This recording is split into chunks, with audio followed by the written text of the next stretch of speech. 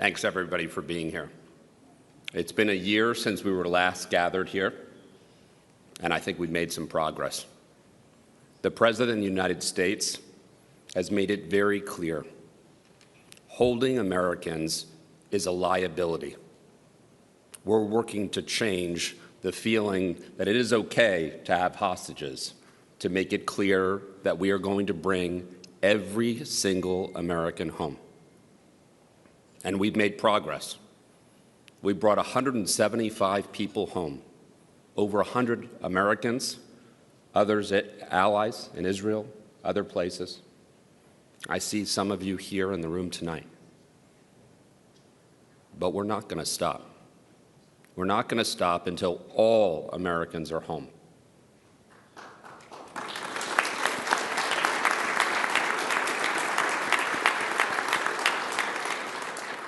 Now, Secretary Rubio, who we're really appreciative is here with us today, has made it a clear priority.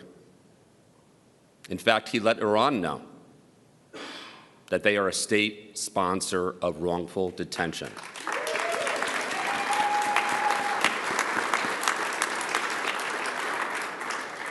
And he has put other countries on notice, not just Iran.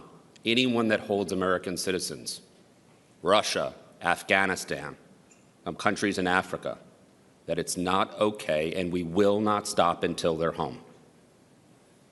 I want everybody to know our success is driven by a number of things. First and foremost, it's driven by the President of the United States, President Trump's vision to get to peace through strength. And that is why we're succeeding, not only on the hostage side, but it's why he's succeeding broadly.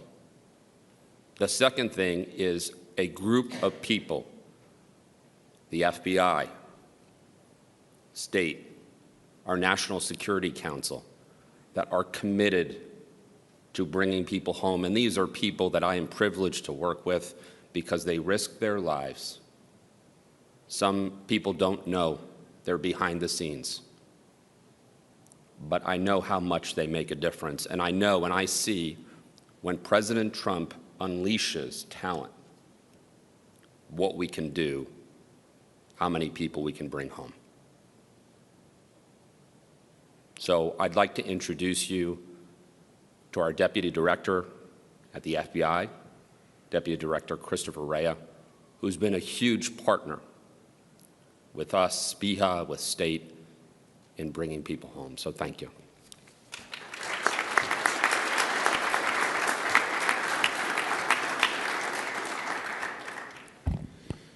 All right, good morning. Thank you, Special Envoy Bowler, and thank you to everyone involved in organizing this important commemoration.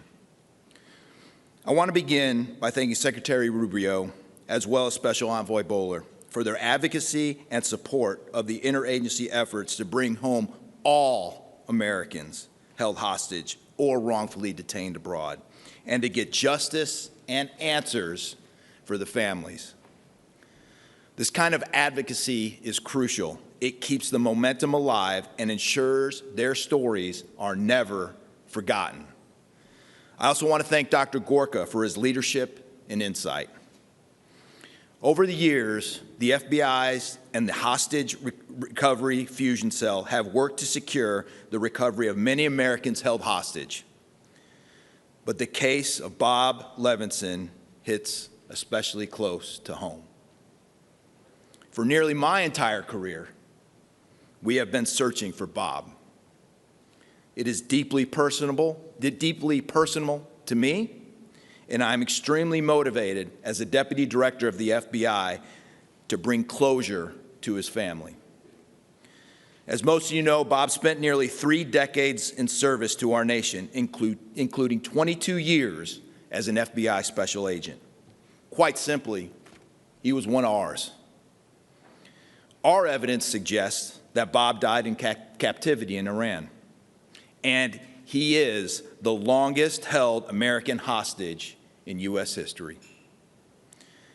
Today, unfortunately, marks 19 years since his abduction, and tomorrow the Levinson family should have been celebrating Bob's 78th birthday.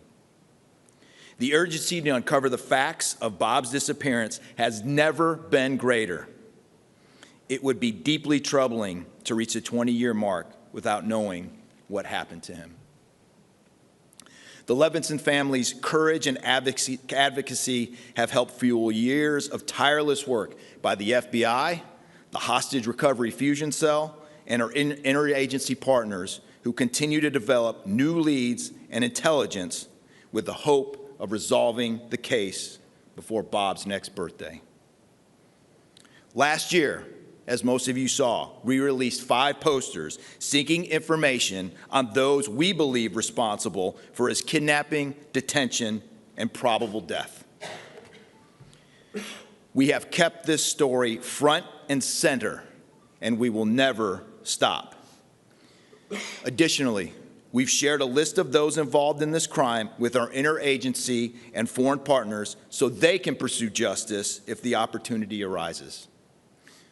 I'm deeply grateful to our agents, our employees, our investigative teams, and all the agency partners who have worked so hard to try to bring Bob home. They have not wavered in their pursuit of answers, and they continue to push forward every day. They are fighting not only for Bob and his family, but for the many, far too many, other families facing the same unimaginable circumstances. We will not back down. We will never abandon our own. Our mission is clear: bring our citizens home and ensure those responsible face American justice. Thank you.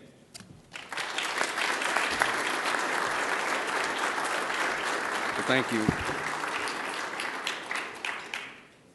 Thank you. I want to welcome everyone here to the State Department. I wish it was on a happier occasion, although we do have things to celebrate in terms of Americans that have been returned, but also we remember those who have not returned.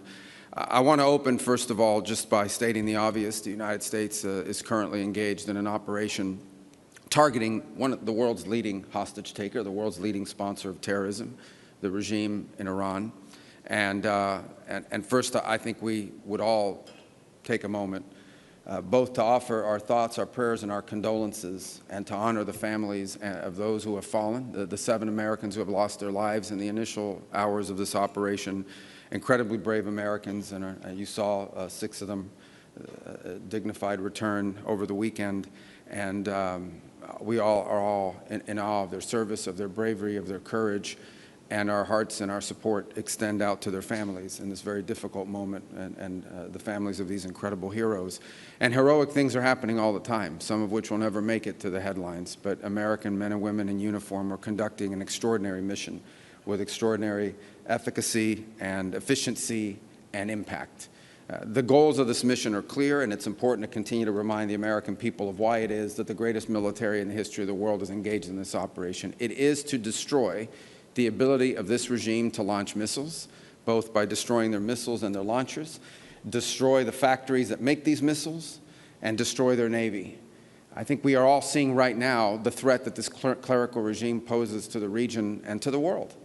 They are trying to hold the world hostage. They are attacking their neighbors. They are attacking neighboring countries, their energy infrastructure, their civilian population. They're attacking embassies. This is a terrorist government. This is a terroristic regime. And we are seeing them conduct terrorism using nation-state elements, using weapons like missiles and one-way attack drones. And the objective of this mission is to destroy their ability to continue to do that. And we are well on our way to achieving that objective every single day with overwhelming force, with overwhelming precision. The military, the United States military, the men and women in uniform are conducting an extraordinary operation. There are not a lot of cameras down there covering what they're doing, as opposed to some of the other images that you may see from some of the cities and capitals nearby. But I want everyone to know your military is getting the job done. And every single day, this regime in Iran has less missiles, has less launchers, their factories work less, and their Navy is being eviscerated. And the world is going to be a safer and a better place when this mission is accomplished. And we...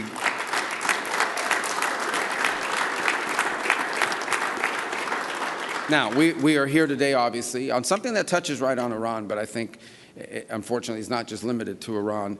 And we're here on the 3rd U.S. Hostage and Wrongful Detainee Day, and it's a day that exists because families and loved ones refuse to let their loved ones be forgotten.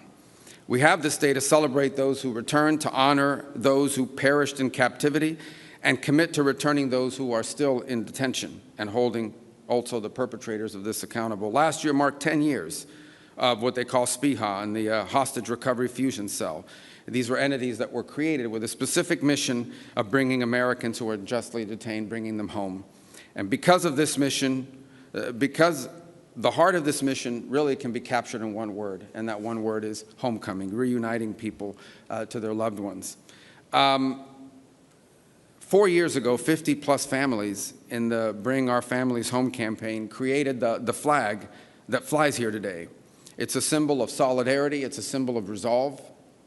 It's flown in honor of Americans brought home over the past 3 years and the Americans yet to be brought home to their families.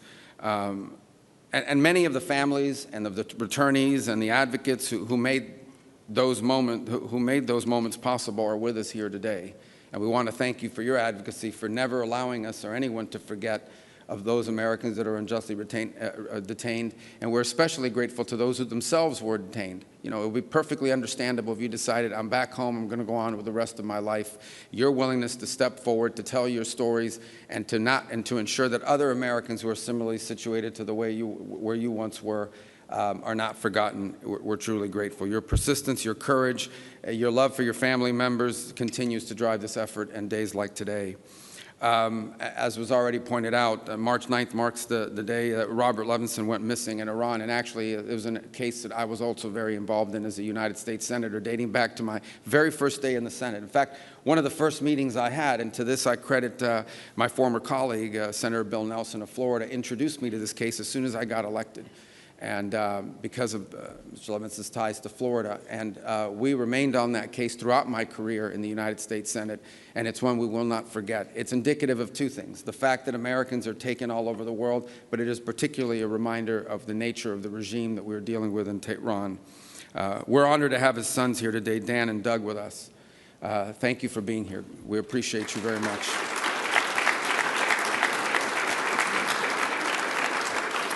And so today, in recognition of their extraordinary dedication, and really everyone's here, but in particular, we've dedicated the flag flown here today to the Levinson family. And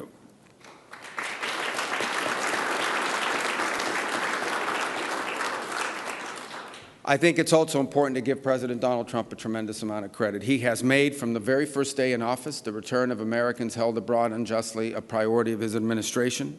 And since his inauguration, a little over a year ago, over 100 Americans have been brought home.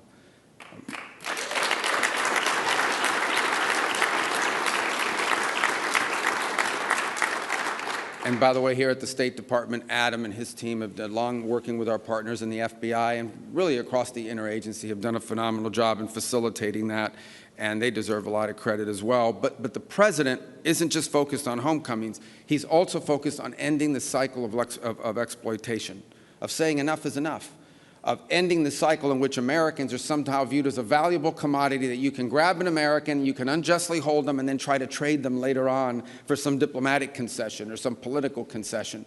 We have to end that cycle. We have to make sure that Americans are no longer viewed as targets of opportunity around the world, and people and nation states and terroristic regimes like the one in Iran know that there are consequences for doing that.